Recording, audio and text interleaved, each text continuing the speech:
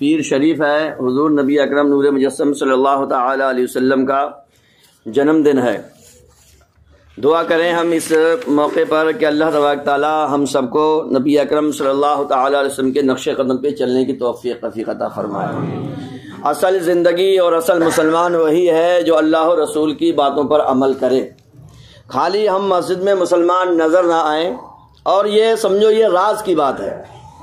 راز کی بات یہ ہے کہ اگر مسلمان پریکٹیکل مسلمان بن جائے تو پھر اسے کوئی پریشان نہیں کر سکتا۔ عملی طور پر مسلمان بن جائے، یعنی ہم کھانا کھائیں تب بھی لگے کہ ایک مسلمان کھانا کھا رہا ہے، ہم بیوپار کریں تب بھی یہ لگے کہ ایک مسلمان بیوپار کر رہا ہے، ہمارے کسٹمر کو بھی یہ لگے کہ یہ مسلمان بیوپار کر رہا ہے، جب بات کریں تب بھی ایسا لگے کہ مسلمان بات کر رہا ہے، جب ہم اپنے رشتہ دار سے بات کریں تب بھی ہم ایسا کلام کریں کہ ایسا لگے کہ ایک مسلمان بات کر رہا ہے۔ یہ خالی نہیں کہ مسجد میں مسلمان نظر آ رہے ہیں، آدھار کارڈ میں مسلمان ہیں، کاغذوں میں مسلمان ہیں، کہاں بھائی کون سے دھرم ہے تمہارا؟ ہمارا دھرم اسلام میں مسلمان ہے، بس ایسا نہیں کہ خالی کاغذوں میں ہم مسلمان ہوں۔ ہم جو ہیں وہ دنیا میں بھی مسلمان نظر آئیں، دنیا والوں کو بھی مسلمان نظر آئیں، ہمارا لباس، ہمارا کردار، ہماری گفتار، ہماری بول چال، اٹھنا بیٹھنا، خریدنا بیچنا، بچوں سے ویوہار، ماں سے ویوہار، سب میں لگنا چاہیے کہ ایک مسلمان ویوہار کر رہا ہے۔ اصل یہ راز کی بات ہے کہ اگر ہم جس دن میدان عمل میں مسلمان بن جائیں، عملی طور پر پریکٹیکل ہم مسلمان نظر آئیں، ہمارا سونا، ہمارا اٹھنا، ہمارا جاگنا، ہمارا بیٹھنا، ہمارے باتیں کرنا، لینا دینا، خریدنا بیچنا، یہ سب ایسا ہو کہ یہ مسلمان بیچ رہا ہے، ہمیں دیکھ کر لوگ کہیں کہ یہ مسلمان ہے، جب ہم بولیں تو پتہ چلے کہ بتانے کی ضرورت نہیں پڑے کہ ہم مسلمان ہیں، آدمی کہے کہ ہاں یہ مسلمان ہے۔ جب ہم کھانا کھائیں تو ہماری بیٹھنے کی جو سٹنگ ہے، جو ہمارا بیٹھنے کا طریقہ ہے، اس سے لگا کہ ہاں یہ مسلمان ہے۔ مسلمان دیکھنے سے نہیں بلکہ راستہ دیکھ کر لوگ بتائیں کہ اس راستے سے کوئی مسلمان گزرا ہے، ایسا ہمارا کردار ہونا چاہیے۔ پہلے لوگ غیر مسلم راستہ دیکھ کے بتاتے تھے کہ اس راستے سے کوئی مسلمان گزر گیا ہے۔ کیوں؟ ہمارے مذہب میں ہے کہ راستے سے نقصان دینے والی چیز کو ہٹا دو، تکلیف دینے والی چیز کو ہٹا دو، یہ بھی صدقہ ہے، یہ بھی صدقہ ہے، ثواب کا کام ہے۔ کوڑا کرکٹ، ہڈی کنکر، شیشہ، پتھر، روڑا، مسلمان کو یہ ہٹا کے جاتا ہے۔ تو پہلے کے غیر مسلم بھی بتا دیتے تھے کہ اس راستے سے کوئی نہ کوئی مسلمان گزر کر گیا ہے۔ نبی کریم صلی اللہ علیہ وسلم کی اخلاق کی خوشبو ہمارے اندر سے بھی مہکنا چاہیے، اور دنیا کو جس دن یہ ہو گیا، لکھ لیجئے آپ، جس دن یہ ہو گیا کہ مسلمان عملی طور پر پریکٹیکل طور پر مسلمان بن گیا، تو پھر سمجھو دنیا اس کے قدموں میں ہوگی، ساری حکومتیں سب اس کی قدموں میں ہوں گی۔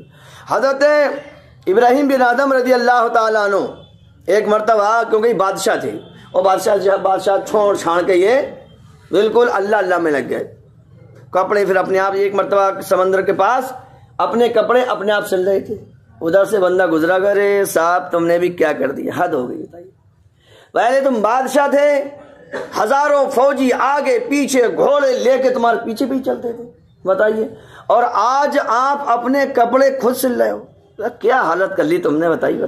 یہ کپڑا سلنے والا تک، درزی تک آپ کا نہیں ہے، اور پہلے تو لاکھوں کی آپ کی فوج آگے پیچھے ہو، ہاتھ باندھ کے لوگ کھڑے رہتے تھے۔ اچھا تجھے وہ والی اچھی لگ رہی ہے، ابھی دکھاتا ہوں میں۔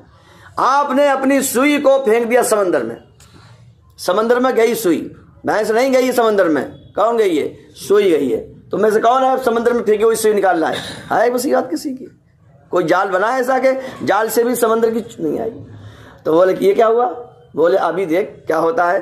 آپ نے حکم دیا مچھلیوں ہماری سوئی اٹھا کے لاؤ، سمندر کی مچھلیوں سے کہا مچھلیوں سوئی اٹھا کے لاؤ، سمندر کی ساری مچھلی اپنے منہ میں سونے کی سوئی لے کے آ گئی۔ ابراہیم بن آدم نے کہا یہ تو سب چھوڑ کے ہم چلے آئے ہیں، یہ والی سوئی نہیں، میری اپنی پرسنل سوئی ہے، وہ لا کے دو۔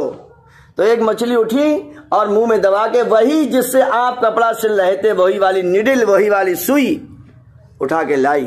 حضرت ابراہیم بن آدم نے فرمایا بولو وہ والی حکومت اچھی تھی کہ یہ والی حکومت اچھی ہے؟ کہا سرکار اس حکومت پہ قربان جاؤ، یہ حکومت کون کر پائے گا، واقعی یہی حالت اچھی ہے۔ تو میرے دوستو، جب ہم اللہ اور رسول کی باتوں کو مانیں گے تب پھر انشاءاللہ ساری کائنات ہمارے قدموں میں ہوگی. آگے پیچھے لوگ چلیں گے، دنیا آگے پیچھے گھومے گی. تو ضرورت ہے کہ ہم عملی طور پر، پریکٹیکل طور پر ہر چیز، ہر لمحہ، ہر چھڑ، ہر صبح، ہر شام، دوپہر اور رات، دن، سب کچھ یہ بتائیں کہ ہاں یہ مسلمان ہے.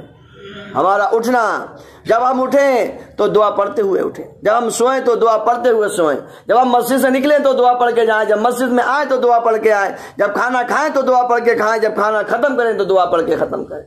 ہر چیز میں اللہ کا ذکر ہو، ہر چیز میں حضور صلی اللہ تعالی علیہ وسلم کا ذکر ہو. پھر دیکھیے کیا شاندار زندگی بنے گی. ایسا حضور کا جنم دن منائیے. کھچڑوں سے، پتیلوں سے، ملیدوں سے، بریانیوں سے آگے نکلیے. بریانی بھی کھائیے، نہیں بریانی نہیں کھانا ہے، کھجوریں بھی کھائیے، اور کھجور کھا کے 100 مرتبہ درود پاک پڑھی تو معاملہ ہی الگ ہے نا. امام حسن حسین کا ملیدہ اور کھچڑا کھا کے کم سے کم 10 دن کے روزے رکھو تو پھر اس کھچڑے کا مزہ ہی الگ ہے نا. آپ اپنے روزہ افطار میں حضور کے جنم دن کی کھجوریں کھائیں تو اس کا مزہ ہی الگ ہے نا. حضور صلی اللہ علیہ وسلم اپنا جنم دن روزہ رکھ کے مناتے تھے. بہت سارے غیر مسلم روزے رکھ رہے ہیں کیونکہ فائدے ہی اتنے ہیں. دنیا بھر میں لوگ روزہ رکھ رہے ہیں. تو میرے بھائیوں، روزہ رکھو. حضور صلی اللہ علیہ وسلم پیر کا روزہ رکھتے تھے، جمعرات کا روزہ رکھتے تھے، تو ہم کو بھی کم سے کم ایک ہی دن کا رکھ لو. بہت سارے ماشاءاللہ میں مبارکباد پیش کرتا ہوں، ہماری مسجد میں بہت سارے لوگ پیر کا روزہ رکھتے ہیں، جمعرات کا بھی رکھتے ہیں. تو اس پر عمل کیجئے. اصل 12ویں شریف، اصل میلاد شریف یہی ہے. اور 3 مرتبہ کتاب تو ہماری کھلی رہ گئی، جب بات نکلتی ہے تو پھر نکلتی چلی جاتی ہے. اب آپ لوگ 3 مرتبہ قل هو اللہ شریف پڑھو، الحمد شریف پڑھو، پھر ایک برانڈیڈ کھجور کھا کے جاؤ.